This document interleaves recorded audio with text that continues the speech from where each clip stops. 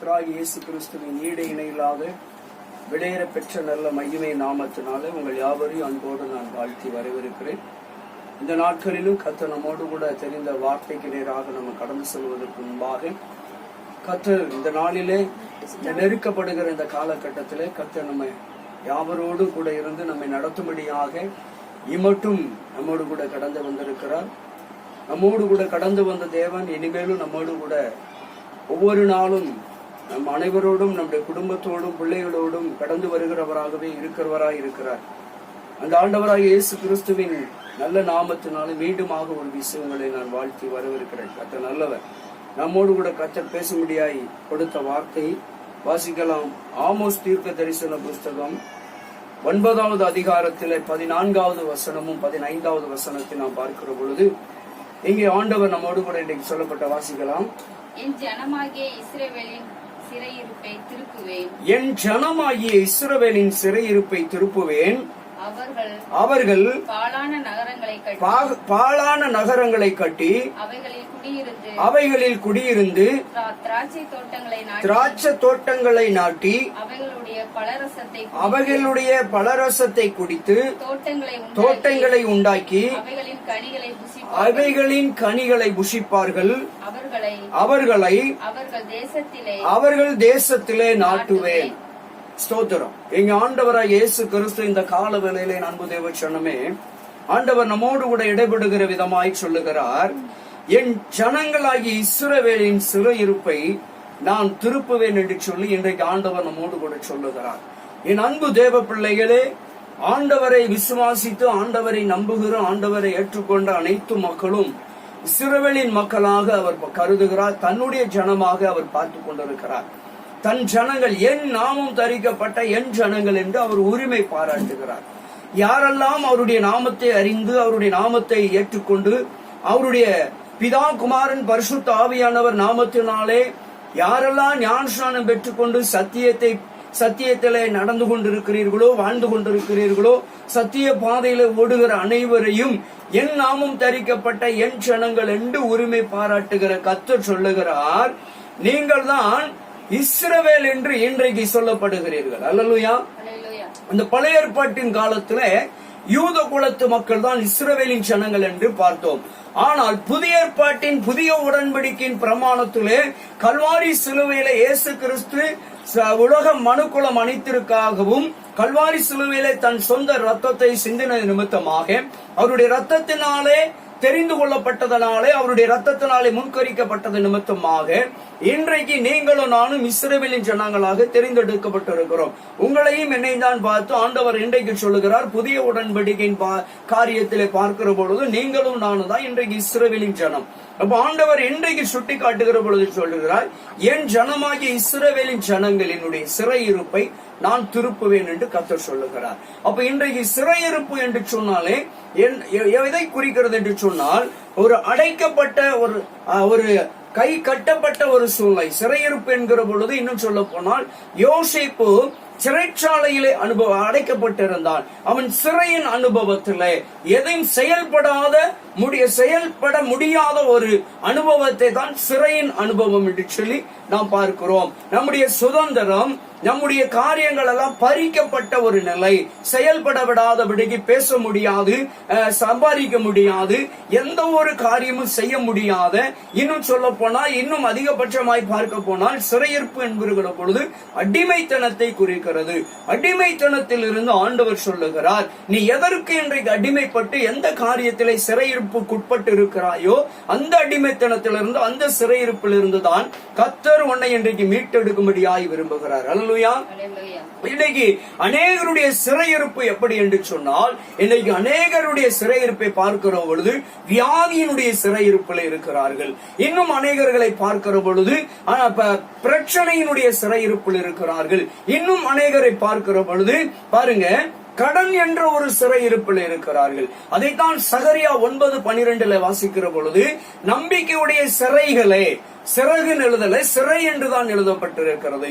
அப்ப அங்கே சகரியா தீர்க்கதரிசி சொல்லுகிற பொழுது சிறையில் இருக்கிறவர்கள் எல்லாம் யாரெல்லாம் நம்பிக்கையோடு இருக்கிறார்களோ, சிறையின் அனுபவத்திலே சிறையின் வாழ்க்கையில் இருக்கிற அனைவரும் நம்பிக்கையோடு அவருடைய அரணுக்கு திரும்புகிற பொழுது, ஆண்டுடைய வழிகளுக்கு திரும்புகிற பொழுது, சத்திய பாதையிலே திரும்புகிற பொழுது அவர்கள் அங்கே நன்மையான காரியங்களை சுதந்திரிக்க முடியும். அதைத்தான் அங்கே சகரியா 9:12 சொல்லுகிற பொழுது, நம்பிக்கையுடைய சிறைகளே அரணுக்கு திரும்புங்கள், அவர் உங்களுக்கு இரட்டிப்பான நன்மைகளை தருவார். அதை எப்பொழுதே தருவாராம்? இன்றைக்கே தருவேன் என்று.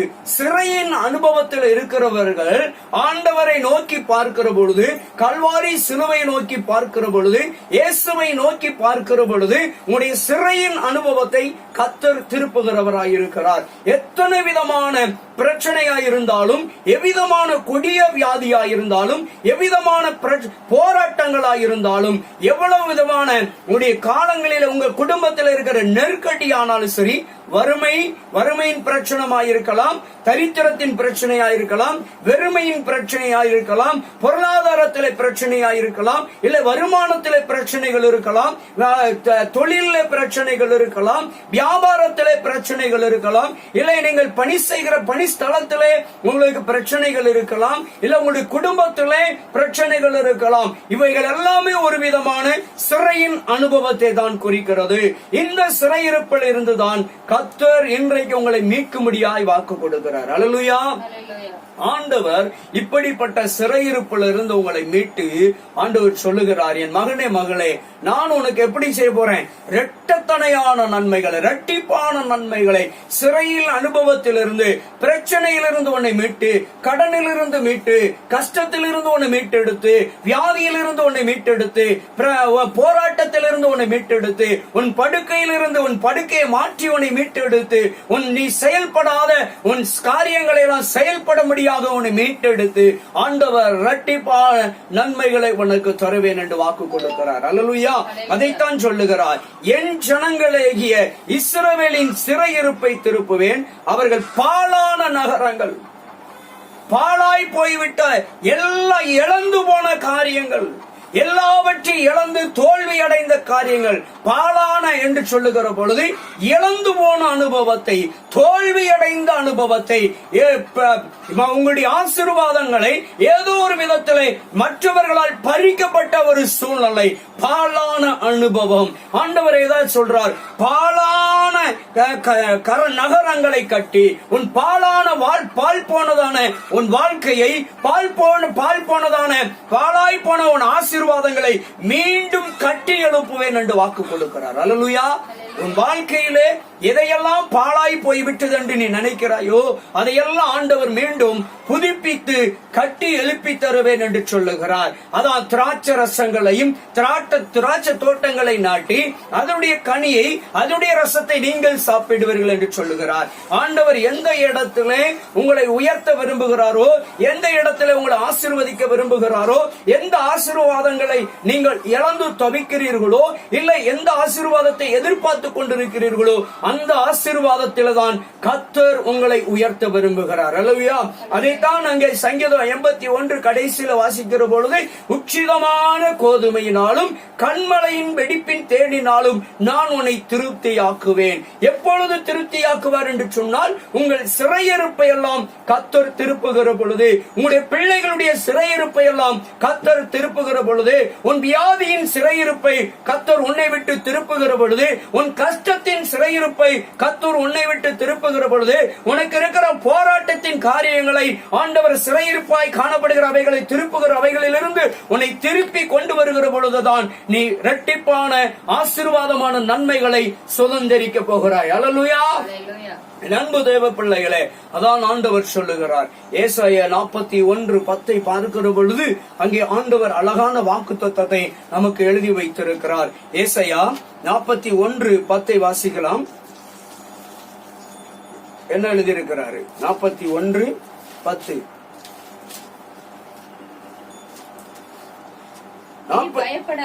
நீ பயப்படாதே, நான் உன்னோடு கூட இருக்கிறேன், திகையாதே, நானே உன் தேவனாகிய கர்த்தர். இங்கே என் அன்பு தேவ பிள்ளைகளே, உன் சிறையிருப்பை திருப்புவேன் என்று கர்த்தர் சொல்றாரு. சொல்லி இருக்கிற கர்த்தர் சொல்லுகிறார் இந்த கால வேளையில, மகனே மகளே நீ பயப்படாதே, நான் உன்னோடு கூட இருக்கிறேன், உன் குழந்தைகளோடு இருக்கிறேன், உன் பிள்ளைகளோடு இருக்கிறேன், உன் கணவரோடு இருக்கிறேன், உன் பெற்றோரோடு இருக்கிறேன், உன் குடும்பத்தோடு இருக்கிறேன், உன் வியாபாரத்தோடு இருக்கிறேன், உன் தொழில்களோடு இருக்கிறேன், உன் ஆசீர்வாதத்தோடு இருக்கிறேன் என்று இன்றைக்கு ஆண்டவர் உனக்கு வாக்கு கொடுக்கிறார். அல்லேலூயா. அப்படி வாக்கு கொடுக்கிறவர் சொல்லுகிறார், உன் சிறையிருப்பை திருப்பி நான் உன்னோடு கூட இருக்கிறேன். என் சனமே, என் நாமம் தரிக்கப்பட்ட என் சனமே, என் நாமம் தரிக்கப்பட்ட என் பிள்ளைகளே, என் மகனே என் மகளே நீ பயப்படாதே. நீ பயப்படாதே, நான் உன்னோடு இருந்து திகையாதே. நானே உன் தேவனாகிய கர்த்தர், நான் உன்னை பலப்படுத்தி. நீ எந்த இடத்திலே பலகீனமாய் இருக்கிறாயோ, நீ எந்த இடத்துல பலன் இழந்தவனாய் இருக்கிறாயோ அந்த இடத்திலே உன்னை பலப்படுத்தி உன் பலகீனங்களை நீக்கி உனக்கு நான் சகாயம் பண்ணுவேன் என்று வாக்கு கொடுக்கிறார். அல்லேலூயா. அப்ப பாருங்க, ஆண்டவர் சிறையிருப்பை மாற்றுகிற பொழுது, சிறையிருப்பில் இருந்து உங்களை மீட்டி எடுக்கிற பொழுது, அன்றைக்கு சிறைச்சாலையிலே அங்கே யோசேப்பு தன் சொந்த சகோதரர்களால் விற்கப்பட்ட ஒரு சூழலிலே போத்திபார் வீட்டிலே வளர்ந்து இருந்து கொண்டிருக்கிற அந்த யோசேப்பு திடீரென்று சிறையிலே தள்ளப்படுகிற ஒரு சூழலுக்கு தள்ளப்படுகிறான். என் அன்பு தேவ பிள்ளைகளே, அவன் பல ஆண்டுகள் சிறைச்சாலையில் இருக்கிறான். சிறையின் அனுபவத்திலிருந்து அவனை கர்த்தர் மீட்ட பொழுது பாத்தீங்கன்னா அந்த எகிப்து தேசத்துக்கு ஒரு பெரிய அதிபதியாக தேவன் கொண்டு போய் நிறுத்தினார். அல்லேலூயா. அதே போல இன்றைக்கு உங்களுடைய வாழ்க்கையிலே நீங்கள் கட்டப்பட்ட ஒரு சூழ்நிலையிலே, உங்களுடைய பெயர்ச்சி எடுபடாத ஒரு சூழ்நிலையிலே, உங்களுடைய காரியங்கள் எல்லாம் செயல்படாத ஒரு நிலையிலே, சிறையின் அனுபவத்திலே யோசேப்பை போல இன்றைக்கு நீங்கள் காணப்படுவீர்கள் என்று சொன்னால் கர்த்தராகிய தேவன் இந்த கால வேளையில் சொல்லுகிறார், என் அன்பு தேவ பிள்ளைகளே, உன் சிறையிருப்பை மாற்றுவேன். எப்படி யோசேப்பினுடைய சிறையிருப்பை மாற்றி அவனை ஒரு உயர்ந்த ஸ்தானத்திலே வைத்தேனோ, அதே போல உன் குழந்தைகளை, உன் பிள்ளைகளை, உன் குடும்பத்தை, உன் மனைவியை, உன் கணவரை, உன் வேலை ஸ்தானத்திலே, நீ பணியாற்றுகிற இடத்திலே, நீ படிக்கிற காரியத்திலே, உன் வியாபாரத்திலே, உன் வருமானத்திலே நான் உன்னை உயர்ந்த ஸ்தானத்திலே வைக்கும்படியாய் இன்றைக்கு உன் சிறையிருப்பை திருப்புகிறேன். அல்லேலூயா. ஆண்டவர் சொல்லுகிறார், மகனே மகளே நீ என்ன செய்யாத, பயப்படாது என்று கர்த்தர் வாக்கு கொடுக்கிறார். அல்லேலூயா. நீங்களும் நானும் எதை குறித்தும் பயப்பட வேண்டிய அவசியமே கிடையாது. ஏனென்று சொன்னால் கர்த்தர் சொல்லுகிறார், நான் உன்னோடு கூட இருக்கிறேன், நான் உன்னோடு கூட இருக்கிறேன், உன் பிள்ளைகளோடு இருக்கிறேன், பயப்படாதே. உன் காரியங்களை எல்லாம் நான் ஒவ்வொரு நாளும் உனக்கு வாய்க்க செய்வேன். நீ எதை குறித்தும் கலங்காதே. நீ வடிக்கிற கண்ணீர் மனிதனிடத்திலே வடிக்க கூடாது. தேவ சமூகத்திலே ஒவ்வொரு நாளும் நீ கண்ணீர் வடிக்கிற பொழுது உன் கண்ணீரை அவர் துர்த்தியில் வைத்து எண்ணுகிறேன் என்று சொல்லுகிற தேவன் உன்னுடைய தேவன், நம்முடைய தேவன். அவர் ஒரு நாளும் கைவிடவே மாட்டார். மரண பரியந்தம் நம்மை நடத்துகிறவர் என்று வாக்கு கொடுத்திருக்கிறார். அல்லேலூயா. நம்முடைய கர்த்தர் இன்னும் சொல்ல போனால், இன்னும் வேதம் சொல்லுகிறது, அவர் நல்லவர், அவர் வல்லவர், சர்வ வல்லவர், அவர் இரக்கம் உள்ளவர், மிகுந்த நீடிய சாந்தம் பொறுமை உள்ள கர்த்தர் என்று பார்க்கிறோம். அன்பு நிறைந்தவர், கிருபை நிறைந்தவர் என்று சொல்லி பார்க்கிறோம். அல்லேலூயா. அப்படிப்பட்ட அந்த அன்புள்ள தெய்வம் இன்றைக்கு சொல்லுகிறார், மகனே மகளே, உன் குடும்ப காணப்படுகிற, உன் வாழ்க்கையிலே காணப்படுகிற, உன் வியாபாரத்திலே காணப்படுகிறதான, உன் தொழிலே காணப்படுகிறதான, உன் ஆசீர்வாதத்திலே காணப்படுகிறதான, நீ உன் வைத்திருக்கிற திட்டத்திலே, தீர்மானத்திலே, உன் எதிர்காலத்தை குறித்ததான காரியத்தில் இருக்கிற எல்லா சிறையிருப்புகளையும் கர்த்தர் இன்றைக்கு திருப்ப விரும்புகிறார். அல்லேலூயா. கர்த்தர் இன்றைக்கு வாக்கு கொடுக்கிறார், மகனே உன் சிறையிருப்பை நான் திருப்புகிறேன். அல்லேலூயா. இன்றைக்கு அநேகர் பாருங்க, சிறையிருப்பின் அனுபவத்திலே வாழ்ந்து கொண்டிருக்கிறார். ஐயோ, என் வாழ்க்கையில என்றைக்கு ஒரு நிம்மதி பிறக்கும் என்று சொல்லி, என் வாழ்க்கையில என்றைக்கு என் பிரச்சனை தீரும் என்று சொல்லி அந்த கவலை என்ற சிறையிருப்பிலே கிடக்கிறார்கள். கண்ணீர் என்ற சிறையிருப்பில் இருந்து கொண்டிருக்கிறார்கள். வேதனையில் அநேகர்கள் இருந்து கொண்டிருக்கிறார்கள். படுக்கையை விட்டு எழுந்திருக்க முடியாமல், செயல்பட முடியாமல், ஐயோ என் காரியத்தை என்னால் செய்ய முடியவில்லையே, நான் அநேக காரியத்திலே தோற்றுவிட்டேனே, நான் எங்க போனாலும் எனக்கு தோல்வியாகவே இருக்கிறது என்று சொல்லி தோல்வி என்ற சிறையிருப்பிலே நம் உடைந்து கிடக்கிற ஜனங்களை பார்த்து சொல்லுகிறார். உடைந்து மனம் உடைந்து இருக்கிற மகனே மகளே, நீ பயப்படாதே. கர்த்தர் சொல்லுகிறார், என் ஆண்டவர் வாக்கு கொடுக்கிறார், உன் சிறையிருப்பை இன்றைக்கு நான் திருப்புவேன். ஹல்லேலூயா. ஹல்லேலூயா. ஆண்டவர் சொல்லுகிறார், திராட்சரசத்தின் அனுபவம் செழிப்பை குறிக்கிறது. நீ திராட்சரசத்தை குடிப்பாய். நீ தோட்டத்தை நாட்டி திராட்சை தோட்டங்களை நாட்டி அதன் மூலியமாய் வருகிற கனியிலே கிடைக்கிறதான நல்ல ரசத்தை புஷித்து குடித்து திருப்தியாயிருப்பாய் என்ற வார்த்தையின் நிமித்தமாய் நாம் பார்க்கிற பொழுது ஆண்டவர் உனக்கு செழிப்பை கொடுத்து உனக்கு ஆசீர்வாதத்தை கொடுத்து உன்னை திருப்திகரமாக வாழ வைப்பார் என்பதுதான் இங்கே ஆண்டவர் சிறையிருப்பை திருப்புகிற விதம். ஹல்லேலூயா. அதேதான் நான் உன்னை கட்டி எழுப்புவேன் என்று சொல்லுகிறார். அல்லேலூயா. ஆண்டவர் சொல்லுகிறார், அவர்களை அவர்கள் தேசத்திலே நாட்டுவேன். சொந்த குடும்பத்திலே, சொந்த ஊரிலே, சொந்த கிராமத்திலே, சொந்த ஜனங்களுக்கு மத்தியிலே, சொந்த உறவுகளுக்கு மத்தியிலே, உடன்பரப்புகள் மத்தியிலே தான் கர்த்தர் உன்னை சிறையிருப்பிலிருந்து மீட்டு உயர்த்துவார் என்று வாக்கு கொடுக்கிறார். அல்லேலூயா. அதான் சொந்த தேசத்திலே உன்னை நாட்டுவேன், சொந்த தேசத்தில் உன்னை நிலை நிறுத்துவேன் என்று வாக்கு கொடுக்கிறார். என் அன்பு தேவச்சனமே, ஆண்டவர் இந்த காலவேளையிலே சொல்லுகிற ஒரு காரியம், உன் சொந்த ஜனங்களுக்கு மத்தியிலே தான் உன்னை உயர்ந்த ஸ்தானத்திலே தலை நிமிர்ந்து நடக்க வைப்பார். அல்லேலூயா. உன் சொந்த ஜனங்களுக்கு மத்தியிலே, உன் சொந்த ஜாதிகளுக்கு மத்தியிலே, உன் சொந்த இனத்தார் மத்தியிலே, உன் சொந்த உறவுகளுக்கு மத்தியிலே தான் உன்னை உயர்ந்த ஸ்தானத்திலே கர்த்தர் உன் சிறையிருப்பை மாற்றி உன்னை உயர்ந்த ஆசீர்வாதத்திலே வைக்க போகிறார். ஒரு உன்னத அனுபவத்திலே அவர் உன்னை சிறையிருப்பிலிருந்து மீட்டு உன்னை கரம் பிடித்து நடத்த போகிறார். அதான் அவர் சொன்னார், என் மகனே மகளே பயப்படாதே, நான் உன் தேவன். அல்லேலூயா. நம்முடைய தேவன் ஒரு நாள் என்ன செய்ய மாட்டாரு? பொய் சொல்லவே மாட்டார். நம்முடைய தேவன் ஒரு நாள் கைவிடவும் மாட்டார். அவர் ஆசீர்வதிக்கவே ஆசீர்வதித்து பெருகவே பெருக பண்ணுவேன் என்று வாக்கு கொடுத்திருக்கிறார். அவர் சொல்லியிருக்கிறார், நீ இப்பொழுது இருப்பதை காட்டிலும் உன்னை 1000 மடங்கு ஆசீர்வதிப்பேன் என்று வாக்கு கொடுத்திருக்கிறார். அன்றைக்கு லாபான் சகோதரியை வாழ்த்துகிற பொழுது சொன்னான், நீ கோடா கோடியாய் பெருகுவாய் என்று சொல்லி. என் அன்பு சகோதரனே சகோதரியே, கர்த்தர் இந்த காலவேளையில உன் சிறையிருப்பை மாற்றி எப்படி அந்த ரெபெக்காளுடைய சிரசிலே ஒரு வாழ்த்துதல் கடந்து வந்துச்சோ, கோடா கோடியான பெருகுதல், கோடா கோடியான ஆசீர்வாதம் உன் பிள்ளைகளுடைய சிரசிலே, உன் வியாபாரத்திலே, உன் ஆசீர்வாதத்திலே கிட்டி சேரும் என்பதை இந்த நாளிலே சிறையிருப்பை திருப்புகிற தேவன் சொல்லுகிறார். அல்லேலூயா. 1000 மடங்கு பெருக்கத்தை காண்பாய், 1000 மடங்கு ஆசீர்வாதத்தை நீ காண முடியும். நீ இருக்கிறது இன்றைக்கு இருக்கிற சூழ்நிலை நினைத்து பார்க்காதே.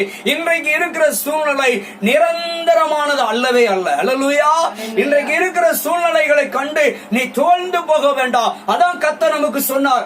ஏசாயா 41:10 வாசிக்கிற பொழுது, மகனே பயப்படாதே, நீ கலங்காதே, நீ திகையாதே என்று தேற்றுகிற ஒரு வார்த்தை. அல்லேலூயா. அவர் தேற்றுகிறவர் சொல்றார். கலங்காதேன்னு சொன்னவர் சொல்றாரு, பயப்படாதேன்னு சொன்னவர் சொல்றாரு, நான் உன் சிறையிருப்பை திருப்புவேன். அல்லேலூயா.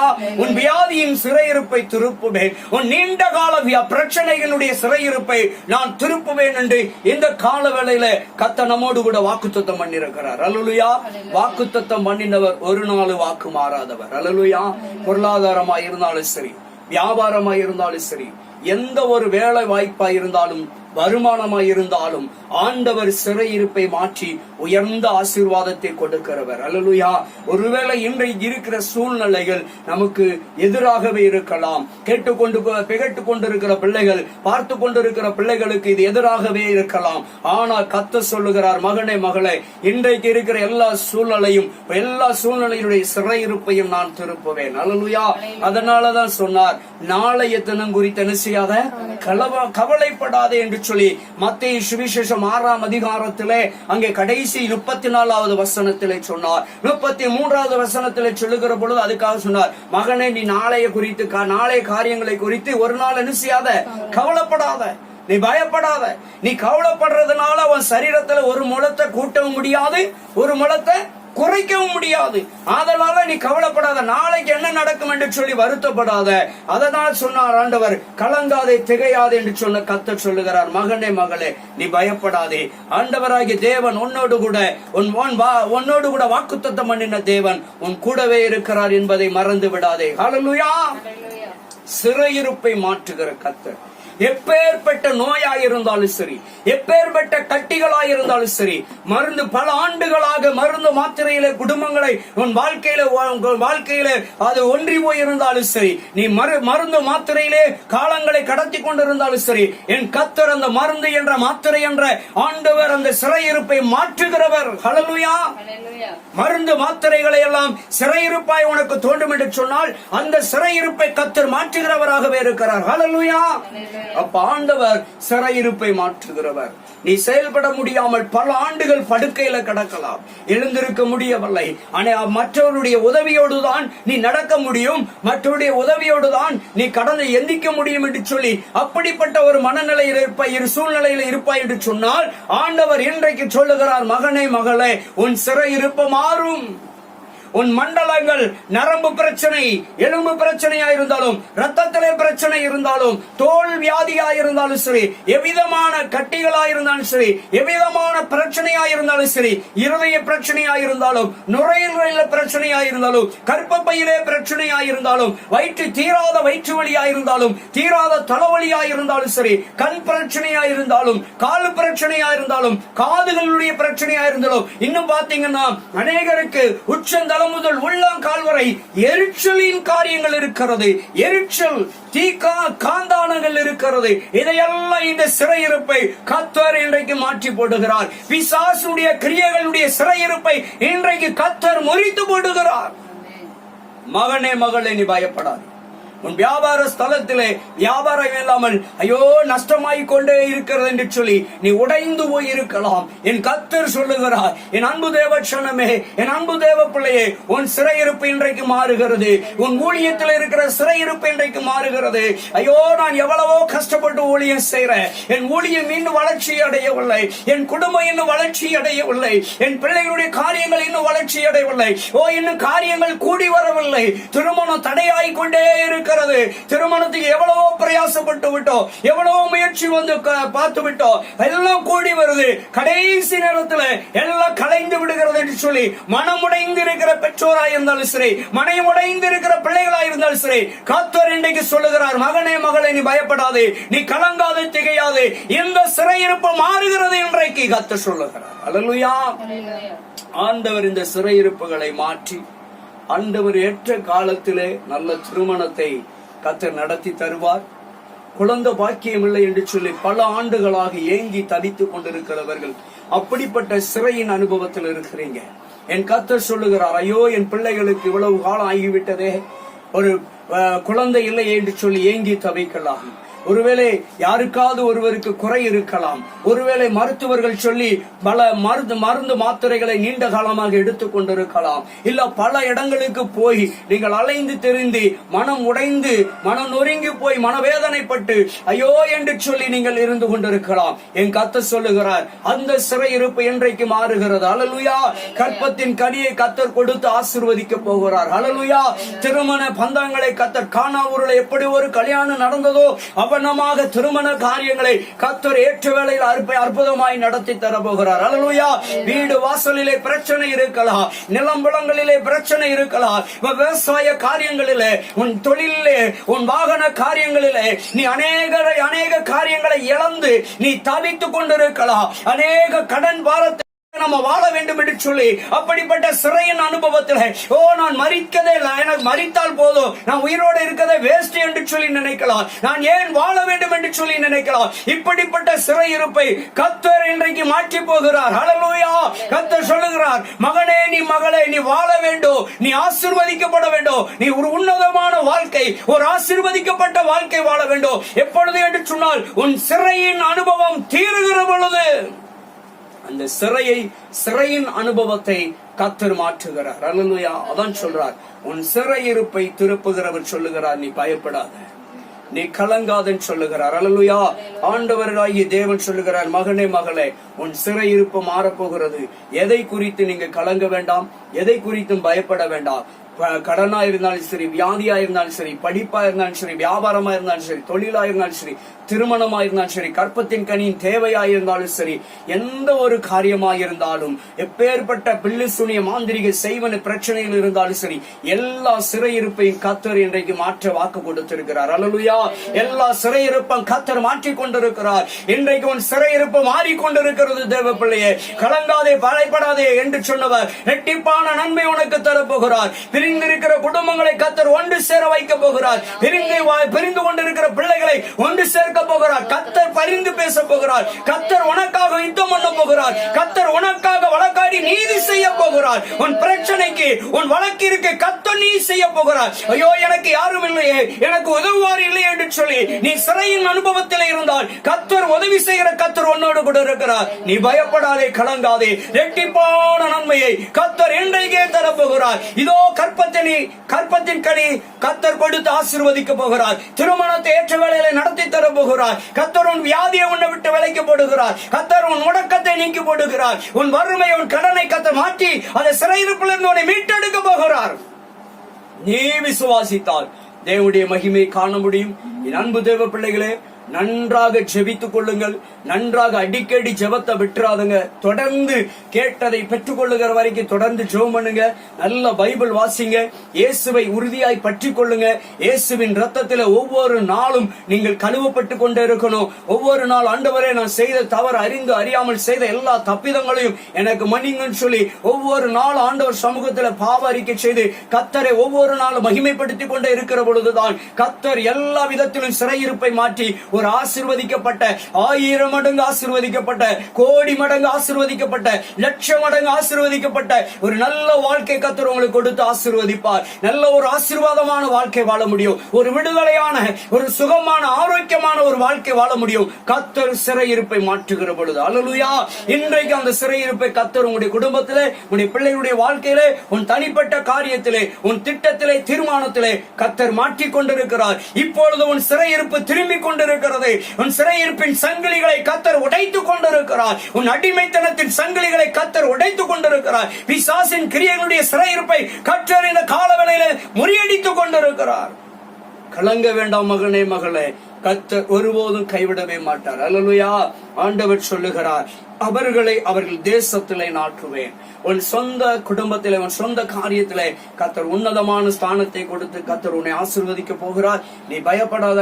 உன்னை அழைத்த தேவன் உன் கூடவே இருக்கிறார். நீ நம்புகிற இயேசு, நீ நேசிக்கிற இயேசு, நீ தேடுகிற இயேசு உன்னை ஒருபோது கைவிடவே மாட்டார். அந்த இயேசுவை மாத்திரம் உறுதியாய் பற்றிக்கொள். அவர் உன் சிறையிருப்பை, உன் குடும்பத்தின் சிறையிருப்பை, உன் பிள்ளைகளுடைய சிறையிருப்பை, உன்னுடைய திட்டத்தினுடைய சிறையிருப்பை, உன் ஆசீர்வாதத்தினுடைய காரியங்களுக்கு இருக்கிற சிறையிருப்பை எல்லாம் கர்த்தர் மாற்றி உன்னை ஆசீர்வதித்து வாழ வைக்கிறவராயிருக்கிறார். அல்லேலூயா.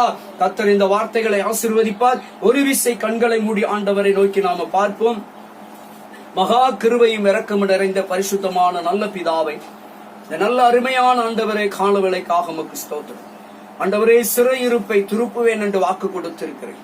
ஆண்டவரே, உம்மை நம்பி, உம்மை ஆண்டவரை நோக்கி வருகிற பிள்ளைகள், உம்மை நோக்கி காத்திருக்கிற பிள்ளைகள், உம்முடைய பாதத்தில் ஒவ்வொரு நாளும் அழுது புலம்பி கண்ணீர் வடித்துக் கொண்டிருக்கிற பிள்ளைகள், நம்பிக்கையோடு விசுவாசத்தோடு காத்திருக்கிற பிள்ளைகளுக்கு, எதிர்பார்க்கிற பிள்ளைகளுக்கு, எப்பொழுது எங்களுக்கு இந்த சிறையிருப்பு மாறும் என்று சொல்லி ஏங்கிக் கொண்டிருக்கிற பிள்ளைகளுக்கு இன்றைக்கு இந்த ஆண்டவரை நல்ல ஒரு வாக்குத்தத்தம் கொடுத்திருக்கிறேன். உன் சிறையிருப்பு மாறிக்கொண்டிருக்கிறது. உன் சிறையிருப்பை நான் மாற்றுவேன் என்று கர்த்தர் சொல்லிக் கொண்டிருக்கிறீங்கப்பா.